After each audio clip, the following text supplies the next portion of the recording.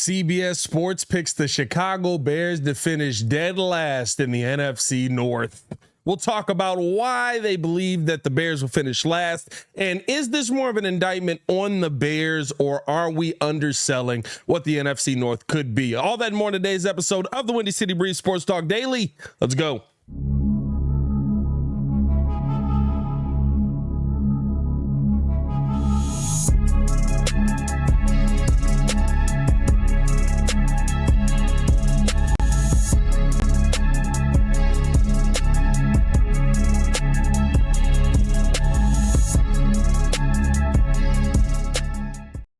Now, if you are new to the channel, please like the video. Please subscribe to the page. We do talk Chicago sports daily on this channel. It's the only channel talk Chicago sports, how Chicago talk. So make sure that you get in tune with us, man. So CBS Sports has picked the Chicago Bears to finish last. Now, never let it be said that CBS Sports didn't put out an article for clickbait, but as we're heading into training camp, I feel like it's a good topic to talk about because of how they broke down what the Bears have done. I'm not going to sit here and tell you that they just came with all these wild accusations of the Chicago Bears, and so they have no idea what they're talking about in the slightest at the end of this one. They actually didn't, right? Like, when you look at the article and when you kind of break it down, they do give credit to Ryan Poles on a lot of the additions that he's made to the team, especially in the linebacker room. And how he's added pieces for Justin Fields to be able to throw the ball to. The two things that they mention here that are interesting to me are things that I think we all believe, though. The lack of pass rush on a defense that was one of the worst, if not the worst pass rush in football last season. I mean, it's a pass rush that had a net negative 37 sacks. You know, like we can't sit here and act like we're going to pretend like the Bears had a good pass rush and you really didn't do a ton to add to that. They do give credit to the signing of Rasheem Green and DeMarcus Walker, who both were guys who do have good sack numbers coming in on this season, but right, that's not that strong edge. It's not enough to move the needle based on a lot of what Ryan Poles and Matt Eberflus have talked about that they're still trying to add into this offseason. So I can't sit here and tell you that CBS Sports came with this, oh my God, I can't believe that the Chicago Bears have even done anything and they're terrible. They do finish this saying that the Bears have made some huge steps in the right direction with this rebuild, but they say they still have a ways to go. And so here's what I get out of this. It's not that the Bears are going to be the worst football team in the NFL, right? What I'm seeing here is that they have more of a belief in what is already built up than what we do, probably, right? They have a belief that the Vikings will still be a team that is probably a 10-win team. They have a belief that the Packers will not take nearly as big a step back. When you read through this article, it says 7 wins to me, and I can't sit here and tell you, I told you guys before, I said 7 wins is the Bears' floor. I think that 9 wins is probably what the ceiling on this team is. And so you kind of have to sit there, and this is kind of how the article feels structured to me when I'm looking at it by the end of it. I'm sitting here telling you that basically what they're saying is the Packers are going to be a better team than the Bears, even though they lost Aaron Rodgers. And that to me, I think, is the biggest concern, or the part that I'm not really concerned about a CBS article, but the part that I think stands out the most is the belief that Green Bay will not take nearly as big of a step back with Jordan Love in there in his first real action. Now, I do want to know how you guys feel, man. Let me know in the comments below. I'll be down there talking with you as well. What do you think about CBS Sports saying the Bears will finish dead last in the division? Do you think that is something that could come to fruition? Where do you have the Bears finishing? Drop that in the comments below as well. For me, here's the thing. I don't think that the NFC North is going to be this wide divide. I don't think there's going to be this huge gap between the first place team and the fourth place team. I do think we're probably talking about a 3-game, maybe 4-game gap at most, unless the Lions come out and just absolutely eviscerate and prove me completely wrong. I still believe they're the class of the division, but I think second place is up for grabs for everybody else. Bottom line, the Packers losing Aaron Rodgers is massive. This is not Favre to Rodgers, because if it was Favre to Rodgers, if it was that scenario, Aaron Rodgers would have been gone a year ago. 100%.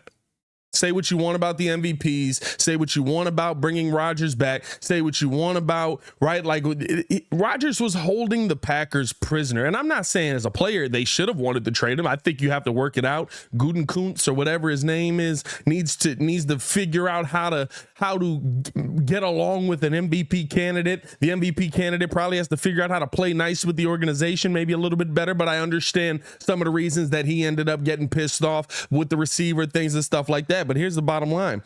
At the end of the day, if Jordan Love was Aaron Rodgers, remember, when they saw Aaron Rodgers, when they saw him in practice, when they saw what he was capable of doing, they moved on from Brett Favre a year early. They moved on from Brett Favre basically once they knew, they were like, okay, we believe in this kid. We think he's got it. We're not going to play this game with you anymore, Brett. You're going to get traded to the Jets. That was it. Because they knew, even with Favre coming in and still being good and going to Minnesota and still being good and everything that went into that, they knew we got this one. With what the Packers did this time, they basically were just like, look, dude, like, if you want to leave, leave. But I mean, we can work this out. No, you want to leave? You want to get out of here? All right, we'll try to accommodate you then. So I don't feel like this is a Favre to Rodgers situation. I don't know. I do have a belief that there is some stability there. There is some, he's been in this system already, 3 years now? So he kind of understands what this system is going to be. There's going to be a familiarity there, but there's not on the field games consistently where this guy is getting schemed for, where this guy is getting tape run against him, when defenses are specifically scheming how to stop Jordan Love. You don't have that. So I think he may come out the first 3-4 weeks and he might look great. But at the end of that, I think once you start having to scheme against the guy, once you've got things on tape, there isn't anything that Jordan Love has shown us that shows us, oh my God, this guy's extraordinary at this, and that's impossible to stop. You want to know what Justin Fields has done? That. When you look at Justin Fields' tape, you think they don't know he can use his legs and get away? You think they don't know that he's got the deep shot? And so for me, I'm looking at this team not really in the sense of, right, even looking at this as the CBS article, when defenses are scheming up against these guys, are they going to be able to stop them? I think that defenses are going to be able to slow down the Vikings offense a lot more this season because Kirk Cousins doesn't have the same running game standing behind him that he had coming into last year. I like Alexander Mattison. Alexander Madison's probably not Dalvin Cook. Even in a down season, you're still more worried about Dalvin Cook than you are about Alexander Mattison.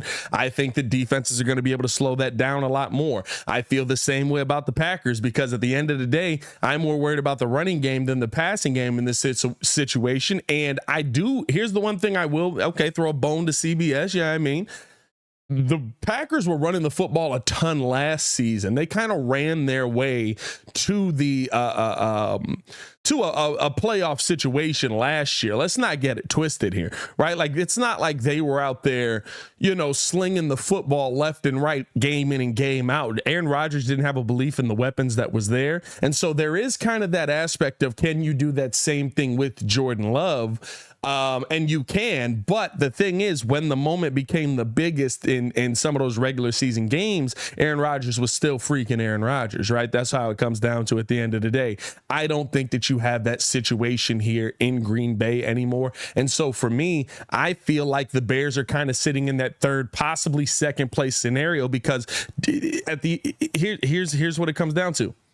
Can you scheme to stop Kirk Cousins? Of course you can. We've seen that. Can you scheme to stop Justin Jefferson? No, you can't. But Kirk Cousins is a very important part of Justin Jefferson being who he is. And I think without that same level of run game, it'll be a little bit tougher this year. And there's less of a defense possibly even coming in to the season with Danielle Hunter possibly being on the way out of there. We don't know what the heck's going on there. So I think the defenses can slow down that offense. You can't do that against Justin Fields. You can't do that against DJ Moore. And now we've paired those two together. Defenses are going to have a hard time stopping those two. Even if it's Justin Fields using his legs or his arm, right? Defenses are going to have a hard time slowing those two down. We've seen that individually. Now we're putting it together. And then I look on the other side of that. Okay, the Packers. Are you going to be able to stop the Packers run game? Well, we've seen that happen. I've seen defenses stop the Packers run game. It is a nice two-headed monster that they have there. But, you know, you stack the box. I'm going to force the quarterback to throw the football. Let's see how good he is at throwing the football. Okay, now Jordan Love's got to throw the football. Can we stop Jordan Love? That's the part that's yet to be seen. And I feel like if you couldn't stop Jordan Love, or if the Packers had a belief that you couldn't stop Jordan Love, we'd have seen Aaron Rodgers was off 2 years ago. We just would have. But hey, that's just me. So I think that the NFC North is up for grabs. I don't agree with the CBS article that the Bears will finish last.